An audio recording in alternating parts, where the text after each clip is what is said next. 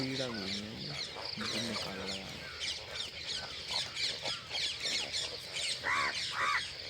ये कीड़ा खा रहा होगा।